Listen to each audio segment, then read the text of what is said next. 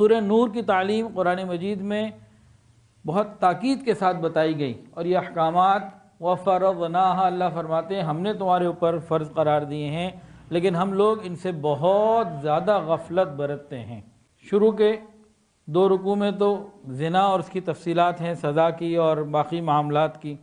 آگے چل کے اللہ رب العزت فرماتے ہیں ان الذین یحبون، دوسرے رکوع ہی کے اندر، ان الذین یحبون ان تشیع الفاحشہ فی الذین آمنوا لہم عذاب علیم فی الدنیا والآخرہ۔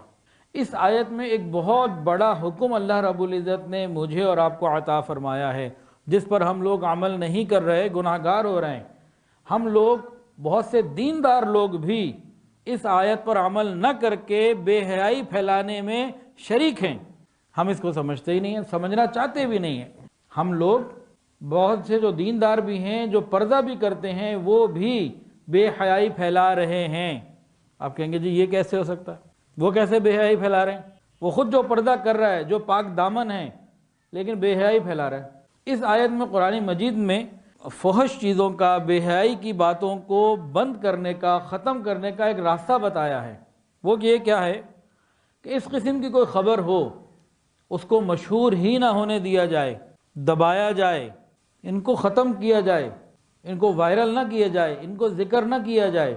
وہ کہتے ہیں نا کہ جس چیز کو ختم کرنا اس کا تذکرہ بند کر دو، تو ایسی خبروں کو آگے پھیلایا نہ جائے۔ اگر پھیلانا ہو تو اس وقت پھر اس کی جو حد شرعی ہے، سزا کی ساتھ اس کا اطلاع ہو، خاموشی سے چھپا دیا جائے۔ اور اگر بتانا مقصود ہو تو کیا ہوگا کہ بھئی اس شخص نے یہ کام کیا تھا، اب شریعت کے مطابق 100 کوڑے لگ رہے ہیں، یا اس کو سنگسار کیا جا رہا ہے، تاکہ بے حیائی کے کام کی شہرت کے ساتھ ساتھ وہی شہرت اس بے حیائی کو روکنے کا سبب بنے۔ یہ ایک نفسیاتی معاملہ ہے۔ یہ پاکیزہ تعلیمات ہے قرآن کی، جس پر ہمیں عمل کرنا نصیب نہ ہو سکا۔ ہم کیا کرتے ہیں، کوئی خبر آئی کہ وہاں یہ ہو گیا بے حیائی کا، یہ فلاں بندے نے، وہ کوئی بھی مشہور آدمی ہو، اور اس کو ہم نے جناب آگے وائرل کرنا شروع کر، دیکھو جی کیا ہو رہا ہے۔ تو یہ دیکھو جی کیا ہو رہا ہے، یہ بے حیائی کی ترغیب میں ہم شامل ہو رہے ہیں۔ ہم بے حیائی کو پھیلانے میں، عذاب علیم کی بشارت میں ہم شامل ہو رہے ہیں۔ وہ کیسے؟ جب بھی اس قسم کی خبریں روز بروز ہم اخبار میں، سوشل میڈیا پہ، انٹرنیٹ پہ کہیں بھی دیکھیں گے، پڑھیں گے، سنیں گے، تو کیا ہوگا؟ بار بار سن کے ان کی کراہت ہمارے اندر سے ختم ہوتی چلی جائے گی، ہم یوزڈ ٹو ہو جائیں گے۔ پھر وہ برائی ہمیں برائی نہیں لگے گی، اور پھر نفس اور شیطان پیچھے ہیں، وہ ہمیں بھی آگے کہیں بڑھا دیں گے، ہم نہیں بڑھے ہماری اولادوں کو بڑھا دیں گے۔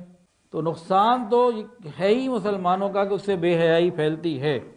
ایسی خبر پھیلانی ہی نہیں چاہیے۔ اگر پھیلانی ہو تو شریعت یہ کہتی ہے کہ جو اس کی ہولناک سزائیں مقرر کی گئی ہیں ان کے اعلان کے ساتھ ہو، تاکہ اس کا انسداد، روک تھام آٹومیٹیکلی ہو جائے۔ اور ہم کیا کرتے ہیں، ہمیں کہیں کسی کی بے حیائی کی خبر مل جائے تو اس کو کہیں نہ کہیں ذکر ضرور کرتے ہیں۔ یہ ذکر کرنا بغیر شرعی ثبوت اور سزاؤں کے، یہ ہمارے لیے بے حیائی پھیلانے کے برابر ہے۔ تو بہت ساری نیک پاک دامن عورتیں اور نیک مرد بے حیائی پھیلانے میں اس انداز میں باطل کا پورا ساتھ دیتے ہیں۔ وہ تو چاہتا ہے کہ ایمان والوں میں بے حیائی پھیلے، اور ہم اس کو پھیلا رہے ہوتے ہیں۔ اسی طرح ایک مسئلہ اور بھی آتا ہے۔